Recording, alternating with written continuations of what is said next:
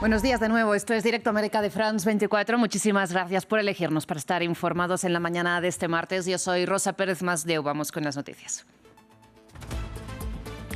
El presidente ucraniano Volodymyr Zelensky denunció que el nuevo ataque ruso de esta noche, que mató a 3 personas, prueba que Rusia no quiere la paz. Mientras las negociaciones siguen adelante, Polonia desplegó aviones sobre su territorio ante la proximidad de los ataques. En Francia, el Parlamento vota este martes una ley para prorrogar el presupuesto del Estado de 2025 hasta el mes de enero. El Gobierno aplazaría así la discusión parlamentaria sobre cómo gestionar las finanzas del Estado, una división que ha tumbado a 2 primeros ministros en solo un año. Ampliamos desde París. Donald Trump dice que sería inteligente que Nicolás Maduro abandonara el poder. El presidente venezolano pide, sin embargo, a su homólogo estadounidense centrarse en sus asuntos internos, mientras el Pentágono anunció que mató a otra persona en un nuevo ataque contra una lancha en el Pacífico.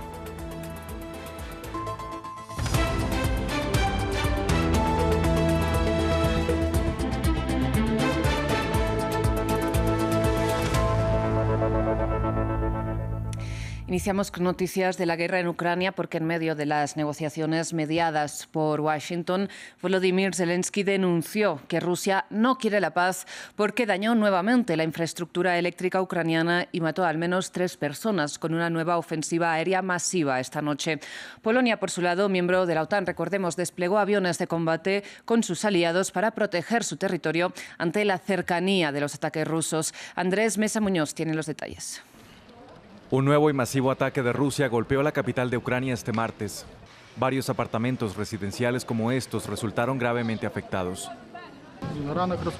Mi mañana empezó en el refugio y luego me preparaba para ir a trabajar. Justo cuando subí al autobús, vi el dron Shahed sobrevolando mi cabeza.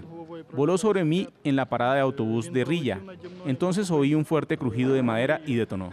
Unos 650 drones y 30 misiles hicieron parte de la ofensiva que golpeó a 13 regiones del país, según dijo el presidente Volodymyr Zelensky, quien agregó que esta estaba dirigida principalmente contra el sector energético e infraestructura civil.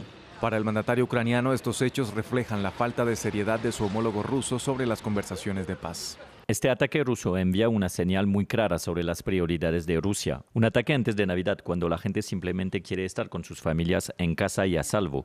Un ataque perpetrado esencialmente en medio de las negociaciones para poner fin a esta guerra. Putin aún no puede aceptar que debe dejar de matar. Y eso significa que el mundo no está ejerciendo suficiente presión sobre Rusia. Ahora es el momento de responder. Rusia debe ser impulsada hacia la paz y a una seguridad garantizada. Previamente, Zelensky había advertido que Rusia podría lanzar ataques durante las vacaciones de Navidad. Eso justo días después de una nueva ronda de negociaciones en Estados Unidos destinadas a poner fin a la guerra que ya se acerca a su 4º año. Hablamos ahora de Medio Oriente porque en una ceremonia de inauguración de nuevos asentamientos en Cisjordania ocupada, el ministro de Defensa israelí, hablamos de Israel Katz, aseguró que el gabinete de Benjamin Netanyahu es un gobierno de colonias y se esfuerza por actuar. Una idea que trasladó también a la Franja de Gaza, de donde aseguró el ejército israelí nunca se irá. Esto a pesar, recordemos, de haberse comprometido a una retirada progresiva del enclave palestino según el plan de Donald Trump. Katz además afirmó que, llegado el momento, restablecerán las colonias israelíes en el norte de Gaza que fueron evacuadas en 2005. Estamos en la Franja de Gaza y nunca la abandonaremos. Estamos allí para defender, para prevenir lo que sucedió. Nos mantenemos firmes, como hemos dicho, confiamos en la roca de Israel y en el ejército para defender a Israel en una feroz batalla entre enemigos y yihadistas de este tipo y enemigos israelíes de este tipo. Con el tiempo también en el norte de Gaza construiremos una unidad militar civil en lugar de los asentamientos que fueron desmantelados y lo haremos de la manera correcta, en el momento oportuno. Algunos protestan por ello y eso está bien, pero somos ministros y necesitamos que sea oficial. Vamos ahora hasta Francia, que sigue sin presupuesto para 2026. El país, recordemos, tiene el déficit fiscal más alto de la eurozona, una situación que marca la política parlamentaria.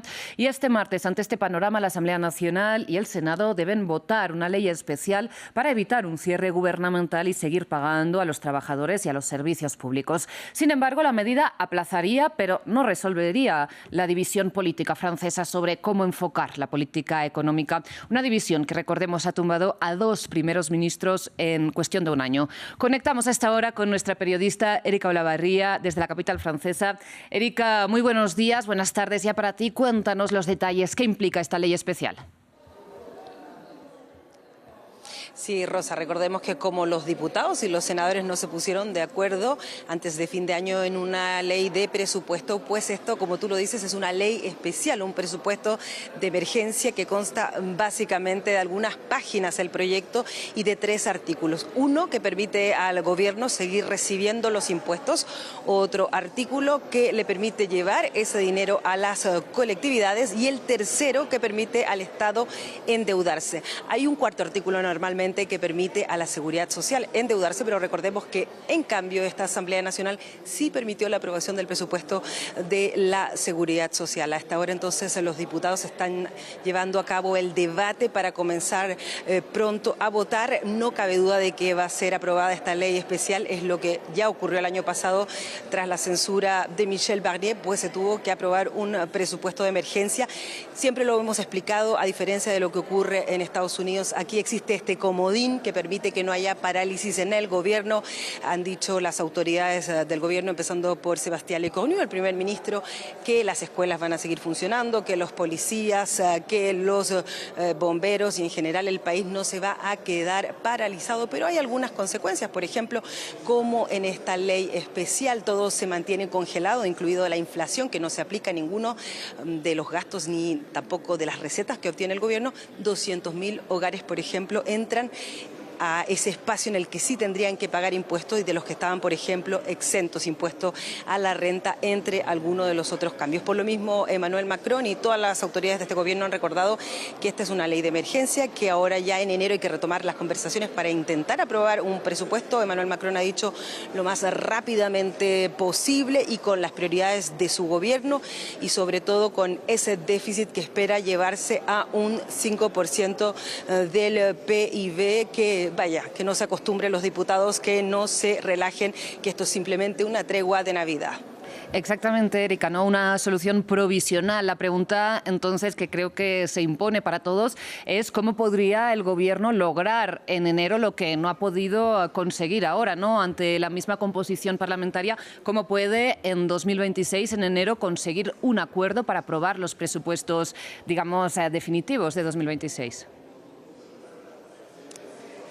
Y hay una canción que se escucha cada vez más fuerte, Rosa, y es la del 49.3. Recordemos que es la aprobación por decreto de la ley de presupuestos. Hasta ahora, Sébastien Lecornu, para demostrar que esta podía ser una democracia parlamentaria, la francesa, donde los diputados asumieran su responsabilidad, había evitado presentar esa aprobación por decreto. Los quería llevar a discutir, a buscar acuerdos. Hasta ahora el gobierno ha contado con un aliado, en ese sentido el Partido Socialista, que ha negociado con el gobierno y que ya no votó, por ejemplo, una censura en su contra y en cambio votó justamente el presupuesto de la Seguridad Social.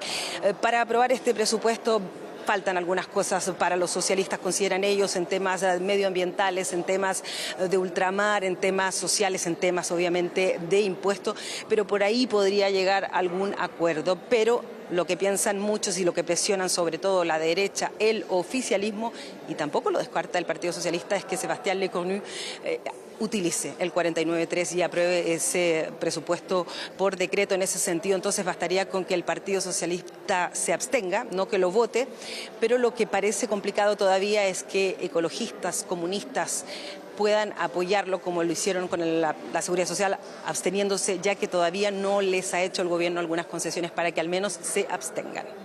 Bien, Erika, pues seguiremos estas negociaciones, si no es ahora, después de esta tregua navideña. Muchísimas gracias. De Francia cambiamos de tema, vamos a Estados Unidos, porque después de anunciar la construcción de grandes buques de guerra con su nombre, en la rueda de prensa que convocó este lunes en Miami, Donald Trump afirmó que sería inteligente que Nicolás Maduro abandonara el poder y que Estados Unidos se va a quedar con el petróleo incautado. El Kremlin ya ha compartido su preocupación a la Casa Blanca ante sus crecientes amenazas a Venezuela. Estados Unidos redobla el pulso contra Venezuela. El presidente Donald Trump confirmó a la prensa su intención de conservar o vender el petróleo incautado a buques venezolanos en aguas internacionales, luego de que la Casa Blanca sancionó los barcos de este tipo que salgan de las costas del país sudamericano, en un nuevo intento de presionar al gobierno de Nicolás Maduro.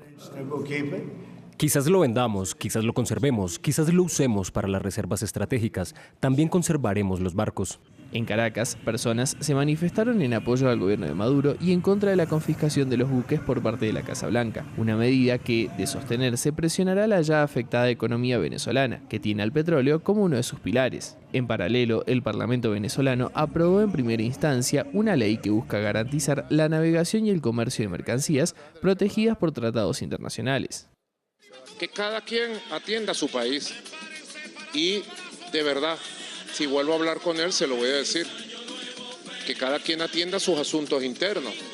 Aquí en Venezuela los atendemos los venezolanos, porque el pueblo de Estados Unidos votó en contra de las intervenciones extranjeras, votó en contra de las guerras eternas. El pueblo de Estados Unidos votó por un nuevo Estados Unidos adaptado a la humanidad, que respete la soberanía, que no hagan más intervenciones, que no acose a ningún país y que no encamine a los países hacia una guerra. Desde el Palacio de Miraflores acusan a Donald Trump de querer aplicar un cambio de régimen en Venezuela y de querer apoderarse de los recursos energéticos de este país.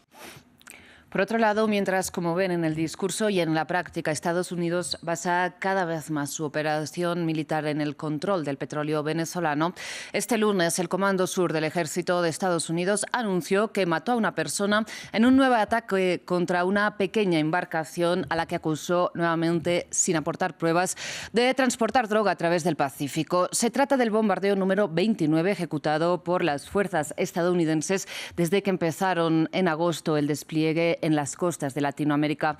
Una operación en la que ya han causado más de 100 víctimas mortales en ejecuciones extrajudiciales.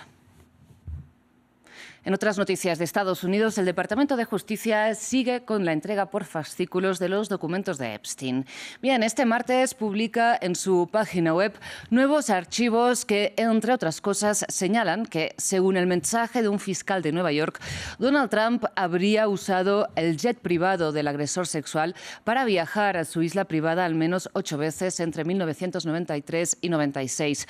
Por otro lado, los demócratas denuncian que este ritmo de publicación incumple la ley bipartidista aprobada en noviembre que daba, recordemos, a la fiscal general, a Pam Bondi, hasta el pasado viernes para liberar todos los archivos. Sin embargo, la administración justifica el retraso por la necesidad de proteger la identidad de las víctimas, mientras Donald Trump acusa a los demócratas de usar el caso Epstein para esconder los buenos resultados de la administración republicana. Con otras noticias de Estados Unidos cerramos, en particular en Los Ángeles, porque el mundo de los videojuegos está de luto. Y es que el creador del videojuego Call of Duty, Vince Zampella, murió a los 55 años en un accidente de tráfico el domingo, mientras circulaba con su Ferrari por una carretera del norte de Los Ángeles. La compañía Electronic Arts informó este lunes de la muerte del creativo, reconocido como pionero por su desarrollo de los simulacros de disparos en primera persona. Muchísimas gracias por su atención. Hasta aquí las noticias. Que tengan una feliz tarde.